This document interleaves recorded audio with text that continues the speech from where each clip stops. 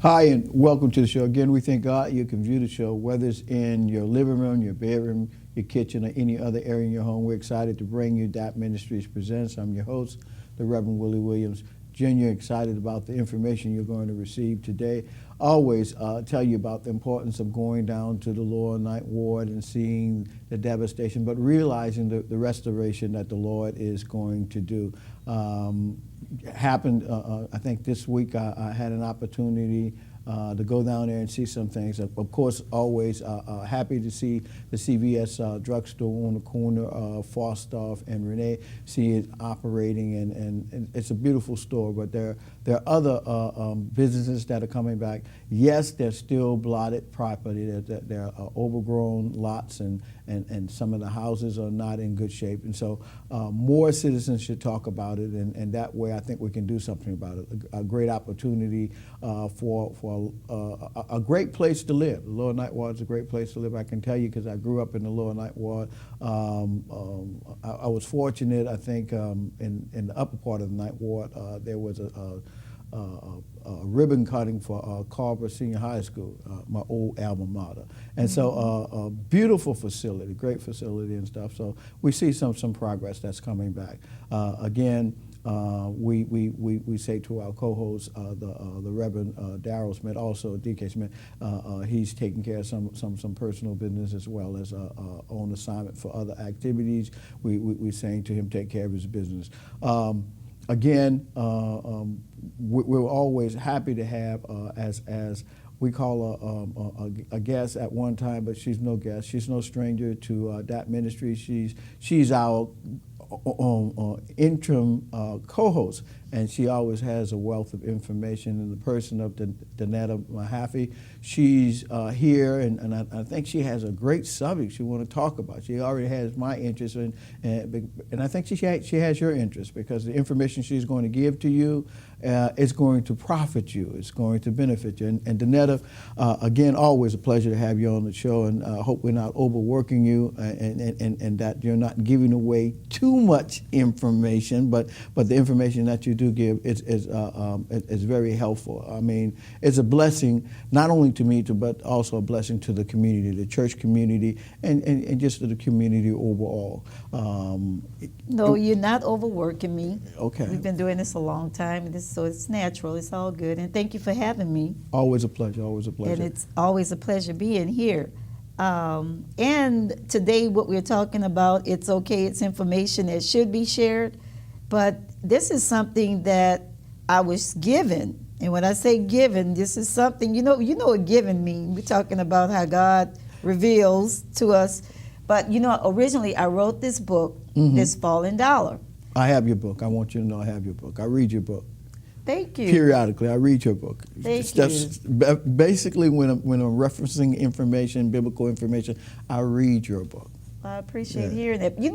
What's so important is for people to realize it is the will of God that they prosper and be in good health, even as their souls prosper. But unfortunately, somewhere along the way, people have been, in other words, terrorized with that. The love of money being the root of all evil. Okay, well, if it is the will of God that you prosper and be in good health, even as your soul prosper, well, if our means of trade has to do with currency, then why should we look at it as being evil? And do you love your dog? Is it evil to love your dog? You take care of your dog. Well, if you have money, you need to love and take care of your money as well. So that myth needs to be done away with.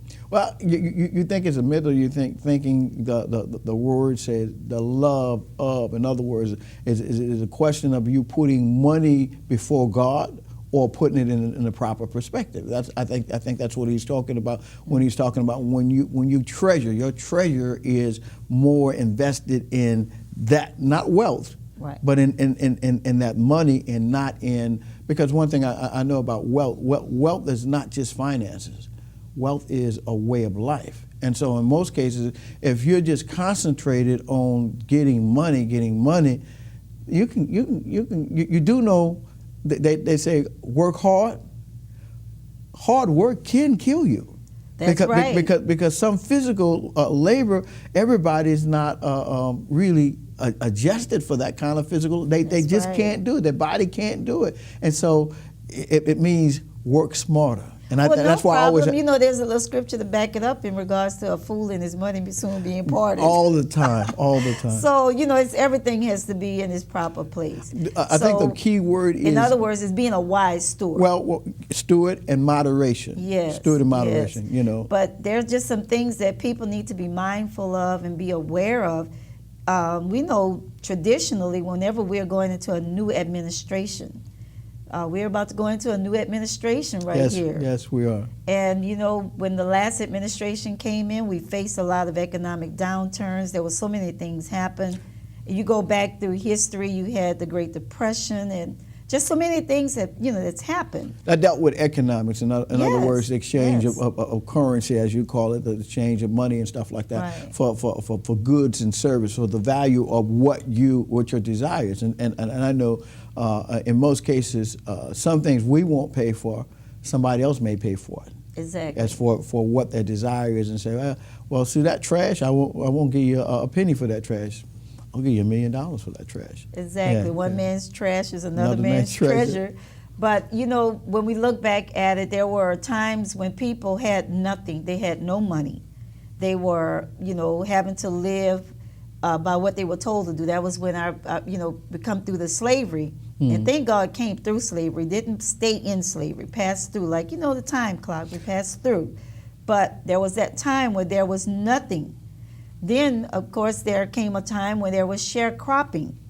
So you had sharecropping. Now, I can only tell you, you're talking historically. You're not old enough to know anything about that.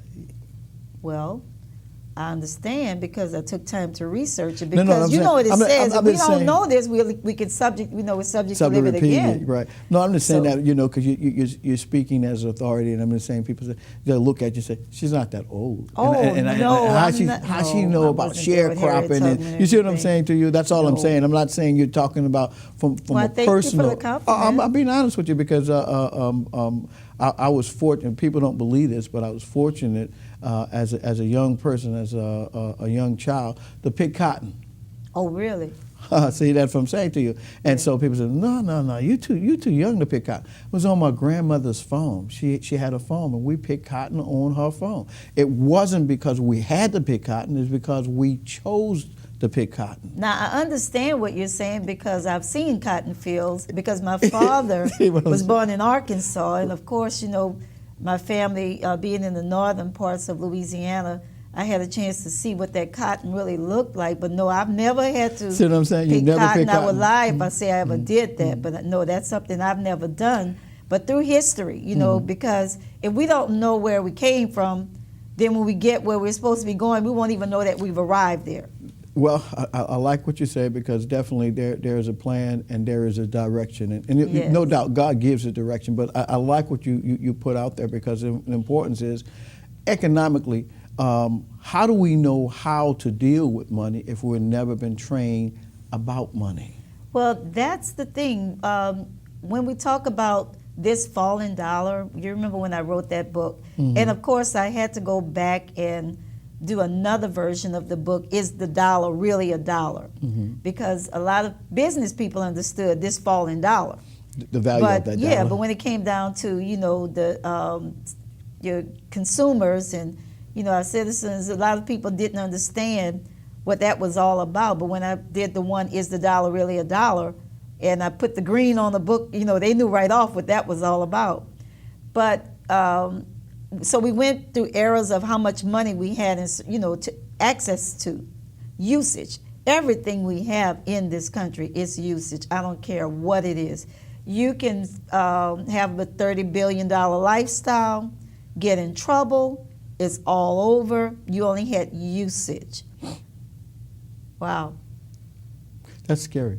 Yes, it is. It's scary, but it's also real because what you're talking about has been evident in a lot of people's going back is probably before your time. Historically, you probably know about it. But Joe Louis was the champion, of the world as far as a fighter.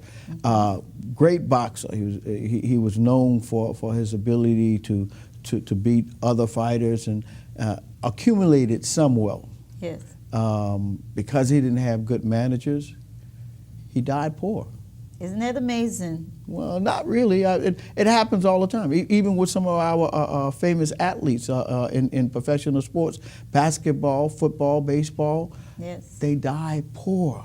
Because of no management. Well, and then some other issues poor too. management, They get in some of the social ills of drug abuse or other Social abusive. issues, Some of those issues that they get caught up into, and as you say, it costs them to get out of it. Right. They got to pay a lawyer. They got to pay the judge. They got to pay the person that is paying the judge and paying the lawyer. So it keeps costing them. And pay taxes and pay to live. Well, sometimes that's So what all happens those to them too. They forget to pay their taxes, Right. and so they have to pay the IRS as well. And we know some actors that they've been in that situation, made a whole lot of money, didn't pay their taxes, and so Right. now you got to be working for somebody else to pay your taxes. And there's nothing wrong with that, because a lot of times if you don't pay your taxes, Uncle Sam say, well, eventually you're gonna get a job. Yes. And if you use your Social Security number, we're going to get our money. Oh, that's what it's all about. It just keeps going back to that same word. And as I was sharing in regards to that, people were giving money without knowledge. We were not giving, as time moved along, some of us were given knowledge along with our money, but others, they received money, but they didn't have the knowledge of the money. So yeah, you had the tangible dollar, but didn't know what was really happening. So of course you have people who went from not having to pay you anything to having to pay you. So it was all about, well, we're forced to pay, but we can't give them all of this. So with that being said, there were a lot of things put in place to make certain that you would never, ever get the full use of that dollar bill. So that's what this falling dollar is all about. It's not about the tangible dollar that you can touch and what it's made of. It's what that dollar will allow you usage of. So one of the things that came to me as I was beginning to share early on is this word, and it just blew me out. It made me wake up. I had to sit up. Money getting. Money getting. Money, not money getting, money getting. We Okay, like we've read about Armageddon. All right, tell me about money getting. We've heard about Armageddon, Amerigeddon, but money getting. All right, explain that, because you got my attention now. Good. I hope I've got everyone's attention here. Money getting is the unexpected separation of you from your money. Uh-oh, you're talking about Hurricane Katrina. You're talking about all these other things that can lock up your access to your money, or you're talking about something similar to that, or something beyond that? I'm talking about that and more.